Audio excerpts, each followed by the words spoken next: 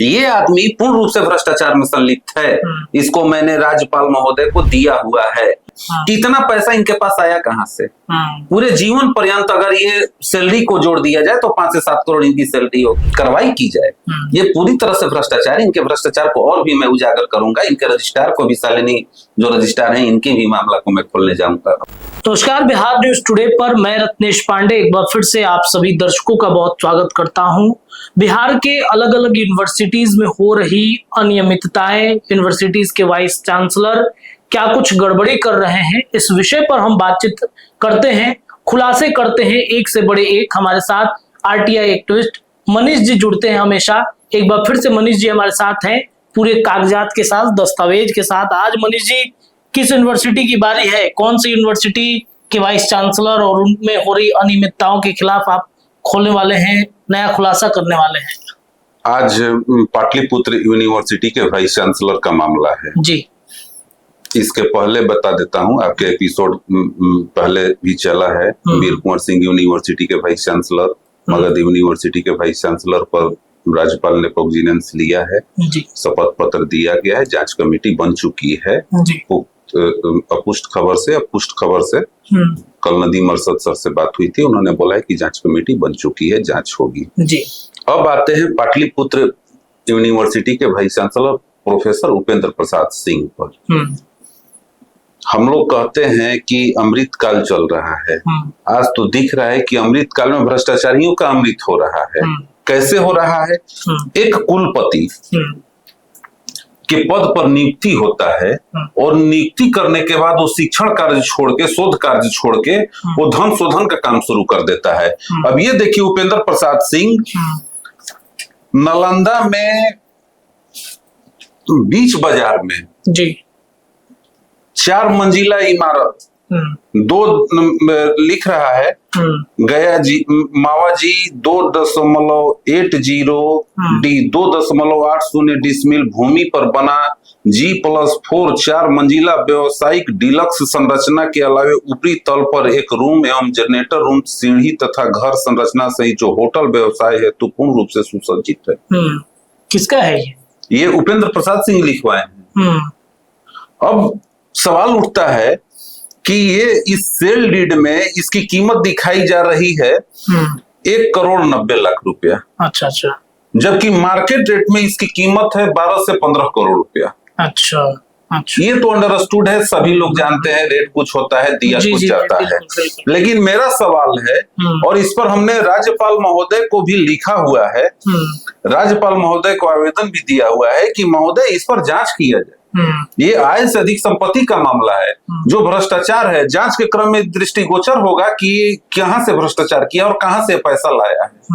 यह व्यक्ति पूर्ण रूप से भ्रष्टाचारी है। इसकी नियुक्ति तक में गड़बड़ी है। नियुक्ति जाति के नाम पर, पैरवी के नाम पर इसकी नियुक्ति हुई, और ये नियुक्ति का परिणाम देखिए। पाटलिपुत्र जैसे विश्वस्तरीय यूनिवर्सिटी और इतना इसका नाम था, और ऐसे ऐसे यूनिवर्सिटी में ऐसे ऐसे वाइस चांसलर बने, और इसकी दुर्गति क्या हो गई। ये आदमी पूर्ण रूप से भ्रष्टाचार में संलिप्त है।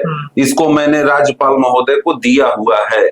इस विषय पर मैं दीपक कुमार सिंह और नदीम अरशद सर से मुझे बात भी हुई है, कार्रवाई करने के आश्वासन भी मिला हुआ है। लेकिन सवाल ये उठता है कि इतने बड़े यूनिवर्सिटी में आखिर इतनी गड़बड़ी हो क्यों रही है?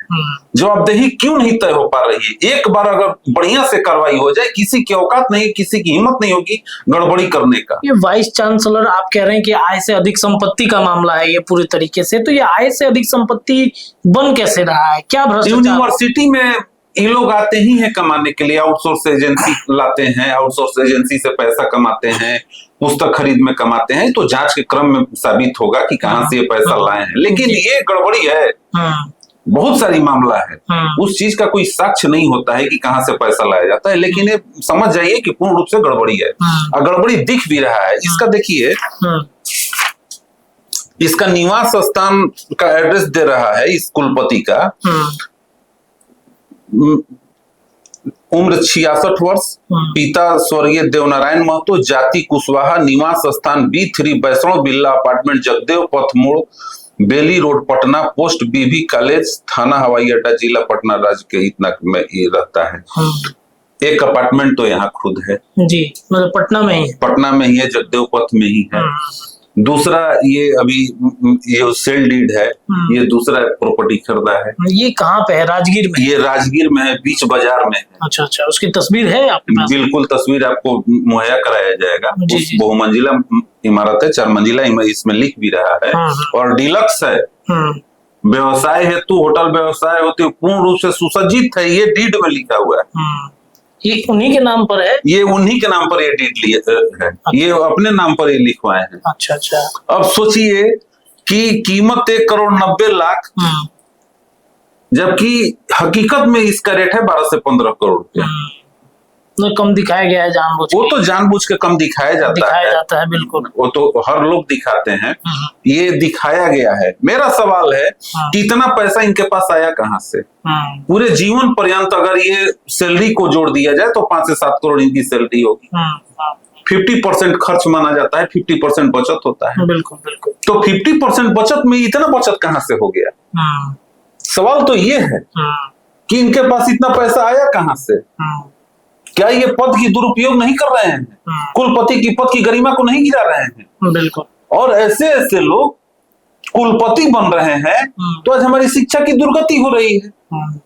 ये लोग शिक्षण काज में थोड़े रहते। ये आरा में पहले जैन कॉलेज में टीचर थे, इनके बारे में आरा में गली गली पूछ लीजिएगा ये कैसा काम करते थे। ये कब आए नौकरी पर? ये किस वर्ष में आए ये नौकरी? कुलपति की नियुक्ति तो अभी इनका 1-2 साल पहले हुई है। नौकरी तो बहुत पहले से है। ये जैन कॉलेज में पहले टीचर थे, ट्रांसफर करा के पाटलिपुत्रा में आ गए। इसके बाद इन्होंने प्रिंसिपल बन गया। बताइए, प्रिंसिपल बन गए, प्रिंसिपल को कुलपति बना दिया सब। 1-1.5 साल पहले।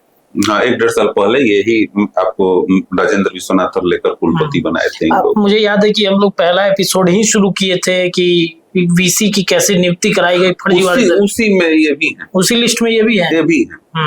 प्रोफेसर, देखिए कुलपति की नियुक्ति में 10 साल का प्रोफेसर का एक्सपीरियंस आपको चाहिए ही चाहिए।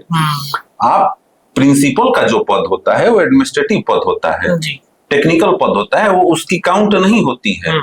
काउंट किसका होता है? जो बड़े बड़े संस्थान जैसे IIT हुआ, IIM हुआ, रेपुटेटेड संस्थान का जो प्रिंसिपल होगा उसकी नियुक्ति होती है, किया जाता है। अब उसकी आड़ में ऐसे लोगों को भी कर दिया गया है। ऐसे कुलपति बने हुए, परिणाम देख लीजिए। तो मैं महामहिम साहब से आग्रह करना चाहता हूं कि इस मामले को जांच किया जाए और जांच के बाद देखा जाए और इन पर सख्त कार्रवाई की जाए।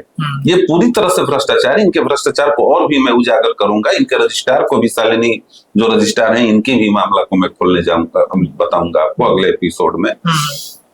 ये लोग धन शोधन का काम करते हैं, कुलपति का कार्य इन लोग का नहीं रह गया है।